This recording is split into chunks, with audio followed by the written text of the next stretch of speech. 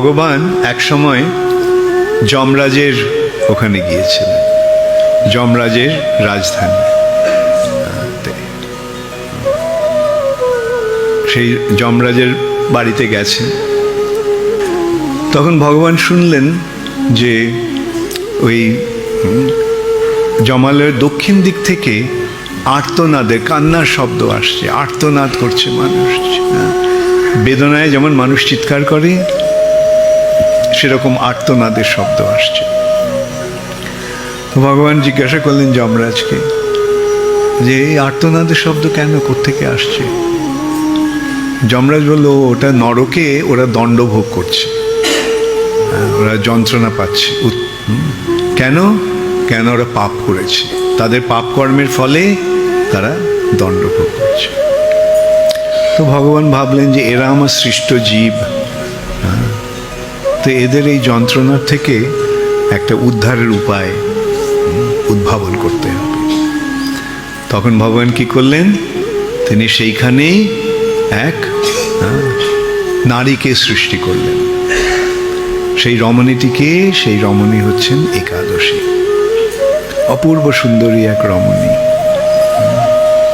এবং ভগবান স্থির করলেন যে এই দিনে, এই একাদশীর দিনে যারা এই একাদশী ব্রত পালন করবে তারা সমস্ত পাপ থেকে মুক্ত হয়ে যাবে।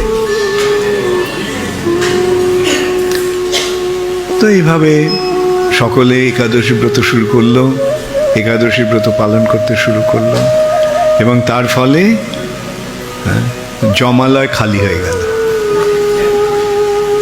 যমরাজ খুব খুশি হলেন যে ঠিক আছে, এখন ওই সমস্ত কাজ আর করতে হবে না, সারাক্ষণ বসে আমি হরে কৃষ্ণ মহামন্ত্র কীর্তন করব।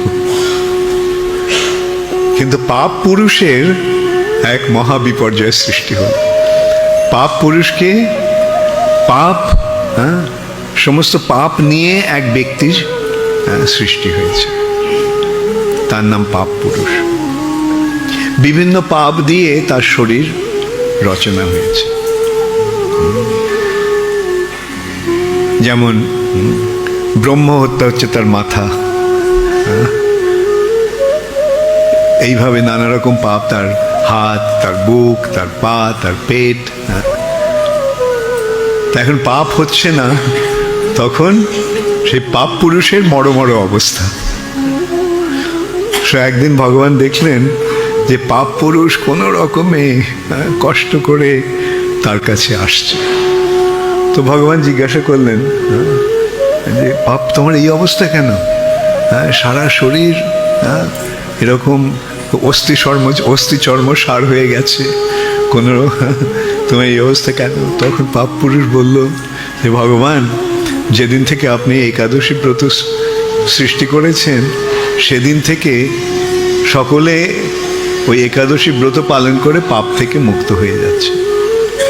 তার ফলে জগতে আর পাপ নেই, তার ফলে আমার এই দুর্দশা। তা আমিও তো আপনারই সৃষ্ট জীব, তো আমার উদ্ধারের একটা, আমার জীবন ধারণের, জীবন রক্ষার একটা উপায় আপনি করুন। তখন ভগবান বললেন, ঠিক আছে, এই একাদশীর দিন সমস্ত পাপ অন্নে প্রবেশ করবে, এবং কেউ যদি পাপ নাও করে কিন্তু সে যদি অন্ন খায়, তাহলে সেই তার সমস্ত পাপ তার শরীরে প্রবেশ করবে। তাহলে কি হলো? একাদশীর দিনে সমস্ত পাপ অন্নে প্রবেশ করছে, মানে চাল, ডাল, গম ইত্যাদিতে। এবং সেগুলি যখন খাওয়া হয়, পাপ না করলেও সেই পাপগুলি তাদের শরীরে আসে।